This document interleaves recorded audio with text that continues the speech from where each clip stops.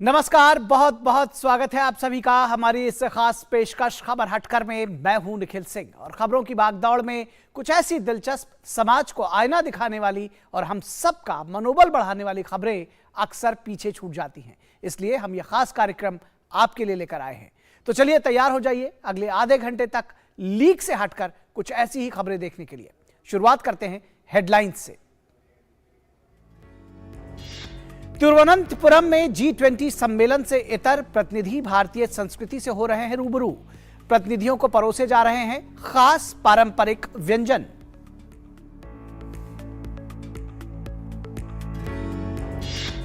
उत्तराखंड में बाबा केदारनाथ धाम से लेकर जम्मू कश्मीर तक बिछी बर्फ की चादर, सैलानियों की उमड़ी भीड़।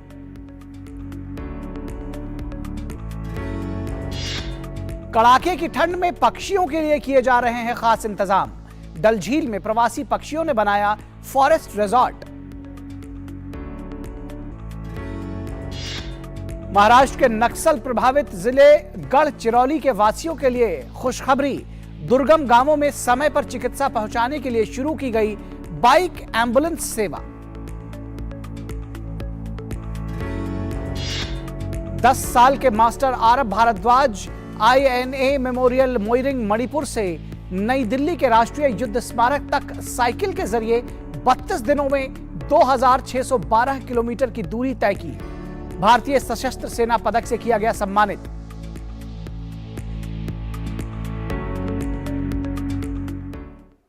तो खबर हटकर में सबसे पहले बात करते हैं परंपरा और विरासत की।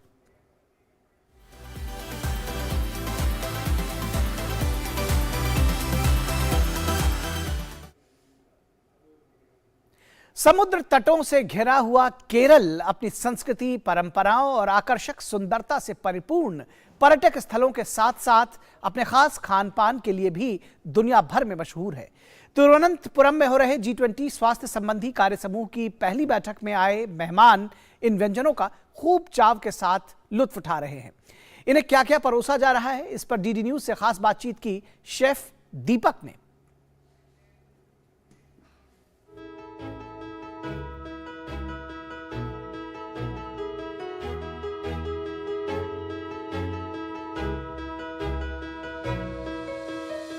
हमारे साथ हैं शेफ दीपक, जो बताएंगे कि क्या केरल की खास जो व्यंजन है वो परोसा जा रहा है G20 के मेहमानों को। यहाँ के व्यंजन हमने परोसे हैं, जैसे कि बहुत सारे स्ट्यूज़ हैं, अप्पम है। अप्पम यहाँ की खासियत है और अप्पम की एक स्पेशल खासियत ये है कि ये फर्मेंटेड खाने से बनता है एंड फर्मेंटेड खाना हमेशा हेल्दी माना जाता है। हमारे पास आज चिकन का स्ट्यू और वेजिटेबल का स्ट्यू दोनों हैं and we got some fish curry also, जो कि केरला में फिश बहुत ज़्यादा फेमस है।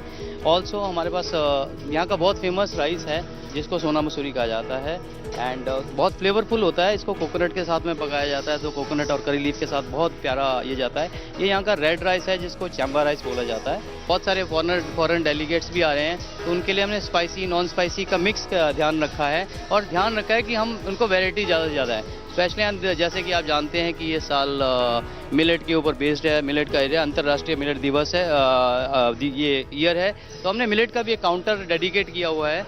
यहाँ पे हमारा थोड़ा नॉर्थ इंडियन टच है, थोड़ा सा नॉर्थ का हमने बनाया। ये हमारा मिलेट काउंटर है और इसके लिए हमने लोकल गुड़, लोकल घी और बाजरा, जो एक मिलेट बोला जाता है, बाजरा जैसे आप राइस और चावल और दाल खाते हैं, वैसे हमने बाजरा और दाल का एक मिक्स बनाया है। और बाजरा बोलते हैं कि थोड़ा आयरन रिच है, पोटेशियम रिच है और बहुत अच्छा है आपके हार्ट के लिए। सो मिलेट हमारा हाईलाइट है।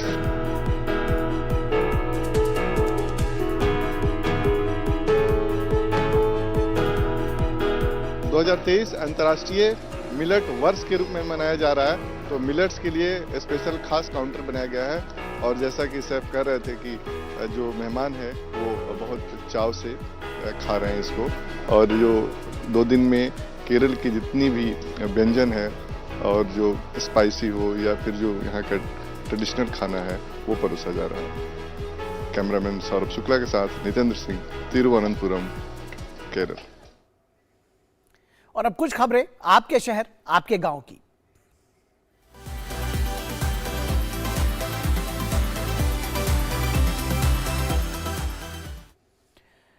श्रीनगर की डल झील अपनी खूबसूरती के लिए दुनिया भर में मशहूर है।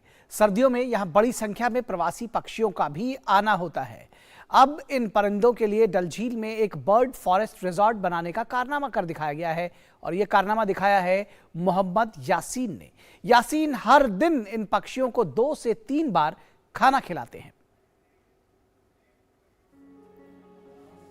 श्रीनगर की डल झील, जिसकी खूबसूरती को देखने और जहां कुछ खुशगवार पल गुजारने के लिए पर्यटक खींचे चले आते हैं। सर्दियों में ये झील प्रवासी पक्षियों का भी पसंदीदा स्थान होती है। वैसे साल भर झील के विभिन्न हिस्सों में बड़ी संख्या में प्रवासी परिंदे नजर आते हैं। डल झील की दलदली भूमि का एक बड़ा हिस्सा हर दिन अच्छी संख्या में पक्षियों को आकर्षित करता है, लेकिन कई बार खासतौर पर सर्दियों के मौसम में खाने की कमी की वजह से पक्षियों को काफी दिक्कतों का सामना करना पड़ता है। ऐसे में इन मेहमान पक्षियों के लिए श्रीनगर के रहने वाले मोहम्मद यासीन फरिश्ता साबित हो रहे हैं। पक्षी प्रेमी यासीन हाल ही में विदेश से लौटे हैं, लेकिन जब इन्होंने डल झील में पक्षियों की दुर्दशा देखी तो उनसे रहा नहीं गया और एक पक्षी वन रिसोर्ट स्थापित करने का फैसला किया ताकि पक्षियों को उचित भोजन मिल सके। यासीन खुद भी डल झील में अपने हाउस बोट में रहते हैं। यासीन इन पक्षियों को दिन में 2 से 3 बार खाना खिलाते हैं। इस आहार अभ्यास को पक्षियों के लिए फायदेमंद बनाने के लिए यासीन ने अपने शिकारा की मदद से कुछ खास जगहों का चयन किया है, जहां वो हर दिन प्रवासी पक्षियों के लिए दाना डालते हैं। मैंने पहले तो मैंने थाईलैंड में देखा था, तो वहां से फिर मैं इंडोनेशिया में भी देखा था, तो वहां से यूक्रेन में भी देखा और स्विट्जरलैंड में भी देखा। तो 5-6 कंट्री का इम्प्रेशन पड़ गया बहुत ही अच्छा। तो वो देख के भी मैं यहाँ पे जहाँ रह रहा हूँ तो यहाँ पे भी बर्ड्स बहुत सारे हैं, तो इनको खाना देना हमारे धर्म मतलब हमारा मजहब बता रहा है, क्योंकि इनके पास एक लैंग्वेज नहीं है, तो हमें एज अ ह्यूमन बीइंग इनको फीड करना है, तो हम करते रहते थे। मैं यहाँ नहीं था तो मेरे मम्मी पापा करते रहते थे। यासीन की इस पहल से जहां पर्यटकों को डल झील में प्रवासी पक्षियों से रूबरू होने का अच्छा मौका मिल रहा है, वहीं स्थानीय लोग भी उनके इस काम की तारीफ कर रहे हैं और इस काम में उनका हाथ बटा रहे हैं। जब यहाँ पे फ्रीज होता है, ये लेक जब ये पूरा फ्रीज होता है, तो उस टाइम बहुत ज़्यादा मुश्किलात होती है एक बर्ड्स को, क्योंकि उनको कोई खाना नहीं मिलता है, क्योंकि वो सारा कुछ जम जाता है झील के अंदर। जब उनके ऊपर मेरे घर के पीछे बैक साइड से वहाँ पे भी हमारे यहाँ पे फ्रीज होता है, तो हम भी चावल वावल फेंकते रहते हैं। मगर इनका क्या है कि इन लोगों ने ये एक ना तरीके से जो फीड कर रहे हैं हर एक जगह पे, इसने ये बाहर जाके सीखा है, तो यहाँ पे आए हैं, तो यहाँ पे इन लोगों ने ये इम्प्लीमेंट किया है। डल झील में बर्ड फॉरेस्ट रिजॉर्ट की स्थापना से यहाँ पक्षियों की संख्या भी बढ़ गई है। यासीन को उम्मीद है कि उनकी इस पहल से यहाँ पर्यटकों की संख्या में और इजाफा होगा। Bureau report, TD news. और अब बात करते हैं केदारनाथ धाम की, जहां आज सुबह भारी बर्फबारी हुई। बर्फबारी के कारण पूरे क्षेत्र में बर्फ की मोटी परत देखने को मिली। केदारनाथ मंदिर पूरी तरह से बर्फ से ढक गया है।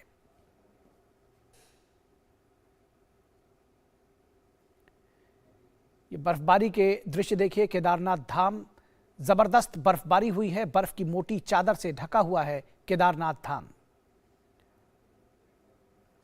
और उत्तराखंड के टिहरी गढ़वाल में स्थित धनौल्टी में भी भारी बर्फबारी हुई है। बर्फबारी के चलते बर्फ की मोटी चादर बिछ गई है।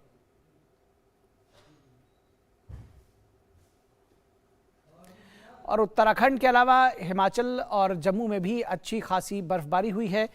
और फिलहाल ये जो दृश्य आप देख रहे हैं धनौल्टी के हैं, जहां पर आप देख सकते हैं कि किस तरह से जबरदस्त बर्फबारी हुई है और बर्फ की एक मोटी चादर पूरे जो इलाके में है वो बिछी हुई देखी जा सकती है। तो उत्तराखंड से लेकर जम्मू कश्मीर तक बर्फबारी हुई है और उत्तराखंड के अलावा हिमाचल प्रदेश में भी बर्फबारी हुई है। जम्मू में भी अच्छी खासी बर्फबारी हुई है और इसी वजह से यहां के लोकप्रिय ट्रैवल डेस्टिनेशन गुलमर्ग में स्नोफॉल का आनंद लेने वाले सैलानियों की भीड़ बढ़ गई है।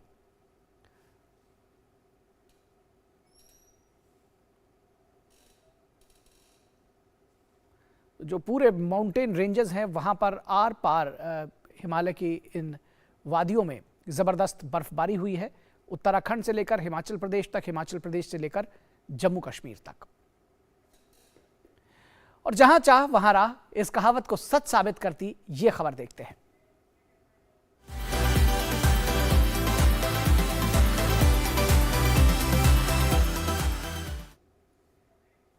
10 साल के मास्टर आरव भारद्वाज ने आईएनए मेमोरियल मोइरंग मणिपुर से नई दिल्ली के राष्ट्रीय युद्ध स्मारक तक अपनी साइकिल यात्रा पूरी की। स्वतंत्रता के 75वें वर्ष और नेताजी सुभाष चंद्र बोस की 125वीं जयंती के मौके पर समाप्त हुई इस यात्रा में आरव को 32 दिन का समय लगा। उन्हें भारतीय सेना द्वारा 15 मई को राष्ट्रीय युद्ध स्मारक नई दिल्ली में सशस्त्र सेना पदक से सम्मानित किया गया। 25 सितंबर को विदर्भ अंतर्राष्ट्रीय फिल्म महोत्सव में उन्हें विदर्भ सम्मान पुरस्कार से भी सम्मानित किया गया और उनकी साइकिल यात्रा पर बनी वृत्तचित्र फिल्म को सर्वश्रेष्ठ वृत्तचित्र पुरस्कार से सम्मानित किया गया है। इस बच्चे से उनकी साइकिल यात्रा पर खास बातचीत की हमारे संवाददाता गिरीश निशाना ने।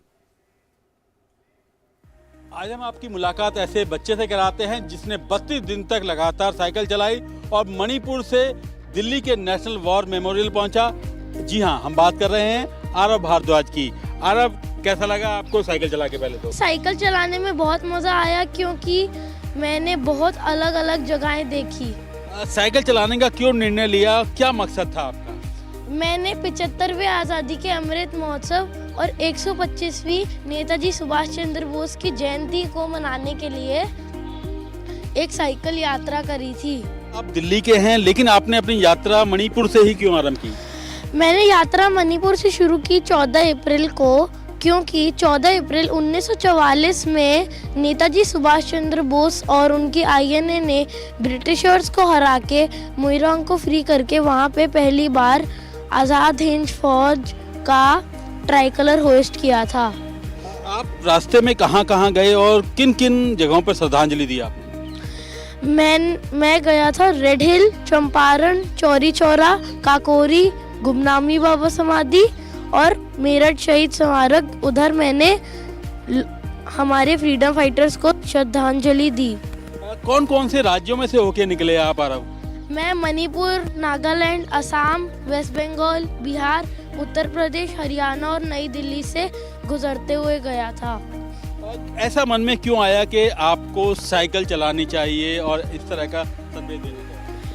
इस साल जब हमारे ऑनरेबल पीएम मोदी जी ने नेताजी सुभाष चंद्र बोस का स्टैचू अनवेल किया था तो मैंने सोचा कुछ 75वां आज़ादी का अमृत महोत्सव और 125वीं नेताजी की जयंती मनाने के लिए किया जाए। सर, आप क्या कहेंगे? इतना छोटा बच्चा सड़क पे उतर गया, साइकिल चलाने लगा, आपके मन में क्या गया? सर, ये प्लान जो था ये आरव का और मेरे पिताजी का था। तो जब इन्होंने मुझे प्लान बताया थोड़ा मुझे डर भी लगा कि एक 10 साल का बच्चा कैसे करेगा।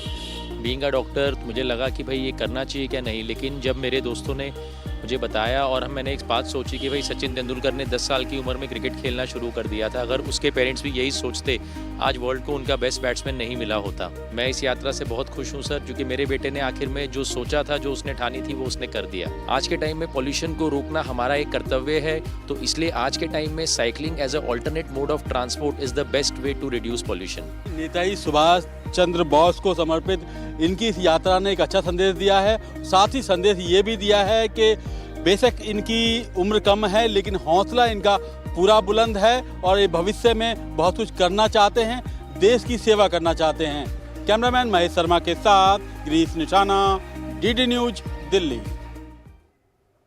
और अब वक्त है बदलती हुई तस्वीर देखने का।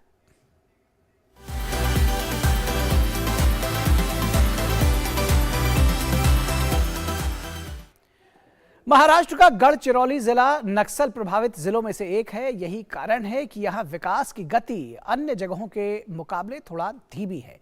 कई इलाकों में पक्की सड़कों का निर्माण नहीं हो पाया है। कई इलाके ऐसे भी हैं जो शहरों से इतनी दूर हैं कि वहां एम्बुलेंस जैसी सेवाएं नहीं पहुंच पाती हैं। अब इन इलाकों के लोगों को बेहतर स्वास्थ्य सुविधाएं देने के लिए जिला प्रशासन की ओर से बाइक एम्बुलेंस सेवा शुरू की गई है।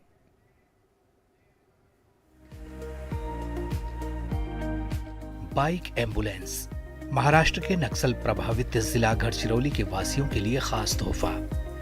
पक्की सड़कों के अभाव, विशेषकर बरसात के मौसम में सड़क परिवहन की दुश्वारी को देखते हुए दूर दराज इलाकों में समय पर स्वास्थ्य सेवाएं प्रदान करने के लिए ही ये सेवा शुरू की गई है। इसके जरिए एक बाइक राइडर अकेले ही मरीज को गांव से अस्पताल ले जा सकता है। इंटीग्रेटेड ट्राइबल डेवलपमेंट प्रोजेक्ट के तहत ये सेवा शुरू की गई है। इस सर्विस से गढ़चिरौली जिले के लगभग 122 गांवों को फायदा होगा। प्रशासन का मानना है कि इससे सुदूर बसे इलाकों में मेडिकल इमरजेंसी होने पर लोगों की जान बचाई जा सकेगी और उन्हें सुरक्षित अस्पताल तक पहुंचाया जा सकेगा। बहुत सारे इलाके ऐसे हैं जहाँ पे परमानेंट ऑल वेदर रोड जिसे हम कहते हैं, वो ऑल वेदर रोड वहाँ पे उपलब्ध नहीं है। तो यहाँ पे शुरुआत में हम 3 गाँवों में ये लेके जा रहे हैं, जो 3 कह सकते हैं कि सबसे ज़्यादा जो दुर्गम हमारे बाग हैं, पल्ली, वेसामुंडी और नीलगुंडा, ये 3 गाँवों में हम लेके जा रहे हैं। और इसका कॉन्सेप्ट यही है कि जो भी लोग हमारे अपने घर से लेके जो भी हमारा नियरेस्ट पॉइंट ऑफ कांटेक्ट है आरोग्य सुविधा, वो सुविधा प्रोवाइड करने के लिए हमने बाइक एम्बुलेंस उनको उनके घर से लेके सब सेंटर या PSC RS तक लेके आ सके, उसके लिए एक प्रोजेक्ट हमने इंट्रोड्यूस करने की कोशिश की है। इस बाइक एम्बुलेंस में एक स्ट्रेचर लगाया गया है जो कवर हो जाता है। इसके साथ ही फर्स्ट एड बॉक्स, बेसिक दवाइयां और कुछ मशीनें भी जोड़ी गई हैं। साथ ही एक ऑक्सीजन सिलेंडर भी जोड़ा गया है ताकि इमरजेंसी की स्थिति में मरीज की सांस न टूटने पाए। इसके अलावा और भी कई आधारभूत सुविधाएं मौजूद हैं। बेसिक कंसेप्ट क्या है, जहाँ पे बड़ी एम्बुलेंस पहुँचते नहीं है, तो जो रिमोट एरिया है वो अति दुर्गम होने की वजह से बारिश में कट ऑफ हो जाते हैं। 121 गांव में से कम 92 विलेजेस ऐसे जो कट ऑफ हो जाते हैं, तो उन एरिया को कवर करने के लिए हमें बैंक एम्बुलेंस का यूटिलाइजेशन बहुत इम्पोर्टेंट है। इस बाइक एम्बुलेंस का सबसे अधिक लाभ क्षेत्र की गर्भवती महिलाओं को मिलेगा। इस बाइक एम्बुलेंस को इस तरह डिजाइन किया गया है कि कोई भी गर्भवती महिला आराम से समय रहते अस्पताल पहुंच सकती है। बाइक एम्बुलेंस के ड्राइवर आशा कार्यकर्ताओं के साथ मिलकर काम करते हैं। Bureau report, DD news. और बात करते हैं ज्ञान और विज्ञान की, जिनका हमसे गहरा नाता है।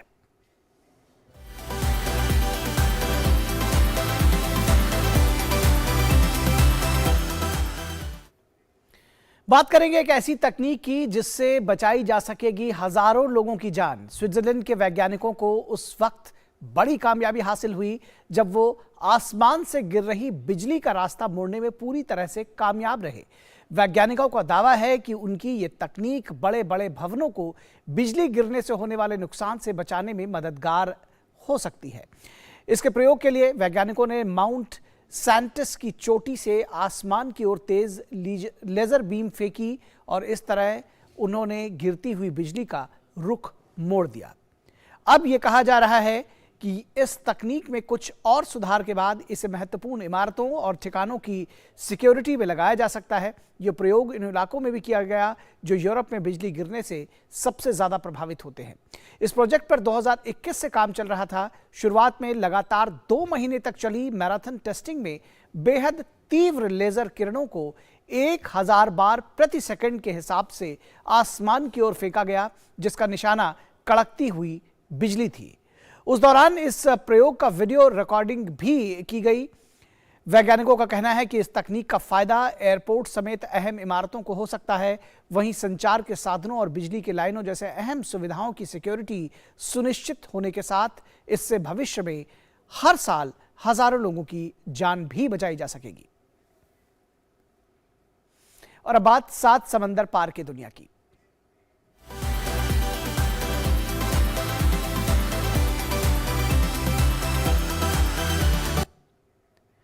गैलापागोस के फर्नांडीना द्वीप में पीली इगुआना की आबादी 46,000 तक बढ़ गई है। फर्नांडीना गैलापागोस के तीसरे सबसे बड़े द्वीप के अंदर किए गए एक स्थायी संरक्षण कार्यक्रम के जरिए स्थानिक प्रजातियों की आबादी में वृद्धि हासिल की गई थी। गैलापागोस नेशनल पार्क के निदेशक डैनी रुएडा ने कहा है कि पीले इगुआना की एक बड़ी और स्वस्थ आबादी पारिस्थितिकी तंत्र के लिए अच्छी है, क्योंकि वे पूरे द्वीप में बीज फैलाने में मदद करते हैं। रूडा ने कहा कि ये परिणाम पार्क अधिकारियों को उनके संरक्षण प्रयासों को जारी रखने के लिए प्रोत्साहित करने वाले हैं। गैलापागोस लैंड इगुआना को international union for conservation of nature द्वारा असुरक्षित के रूप में सूचीबद्ध किया गया है।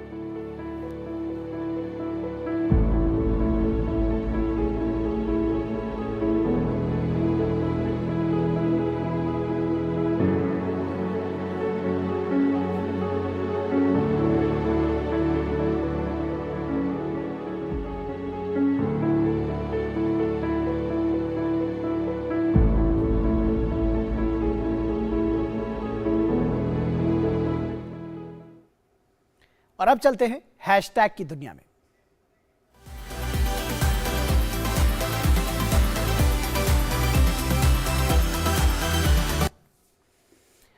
सोशल मीडिया पर वायरल इस वीडियो ने लोगों का दिल जीत लिया है। ये वायरल वीडियो एक सेल्समैन का है। इसमें आप देख सकते हैं कि एक इलेक्ट्रॉनिक्स शोरूम के बाहर दो गरीब मासूम बच्चियां बैठी हैं और टीवी स्क्रीन पर देख रही हैं। इसी दौरान सेल्समैन बच्चियों से पूछकर टेलीविजन पर उन्हीं की पसंदीदा वीडियो लगाता है। इस खूबसूरत वीडियो को सोशल मीडिया प्लेटफॉर्म ट्विटर पर गौतम त्रिवेदी नाम के एक यूजर ने शेयर किया है।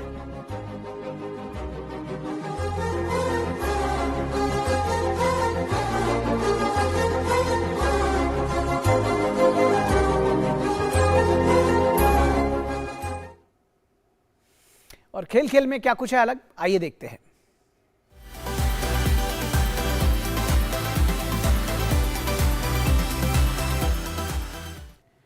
पूर्वी दिल्ली में लोगों के बीच एकता और सौहार्द बढ़ाने के मकसद से मैराथन एक दौड़ एकता के लिए का आयोजन किया गया, जिसमें बच्चों के साथ साथ हर उम्र के लोगों ने भाग लिया। मैराथन में भाग ले रहे लोगों का हौसला बढ़ाने के लिए देशभक्ति के गीत गुनगुनाए गए। दिल्ली पुलिस ने भी पूरे मार्ग पर यातायात प्रबंधन की विस्तृत व्यवस्था की, जिसके कारण मैराथन सफलतापूर्वक संपन्न हुआ।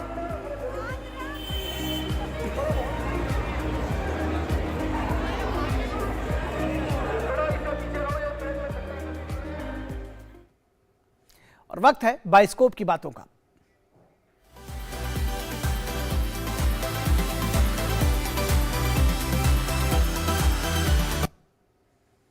वेब सीरीज रफ्ता रफ्ता का शानदार ट्रेलर रिलीज हो चुका है। इसमें भुवन बाम और सृष्टि गांगुली रिंदानी लीड रोल में हैं।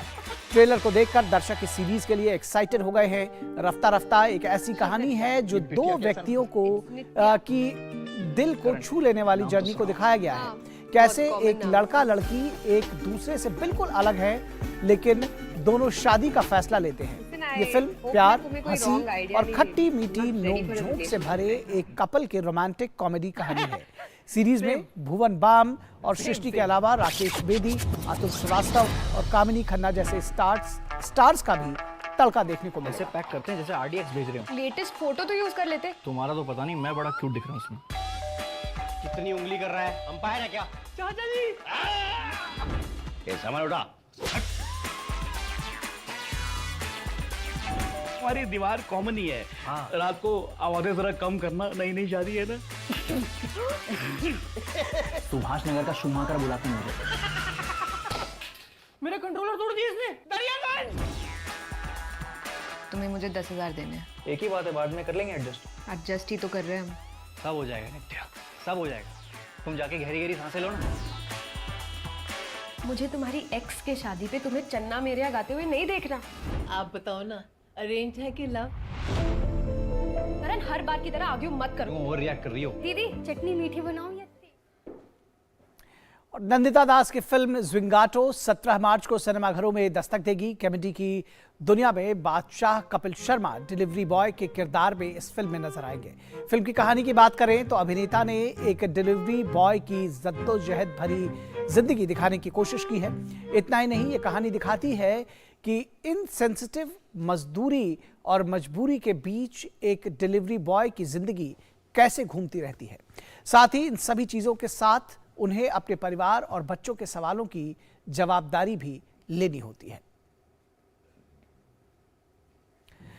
तो खबर हट करके इस अंक में बस इतना ही। हमारी पूरी टीम को दीजिए इजाजत। नमस्कार।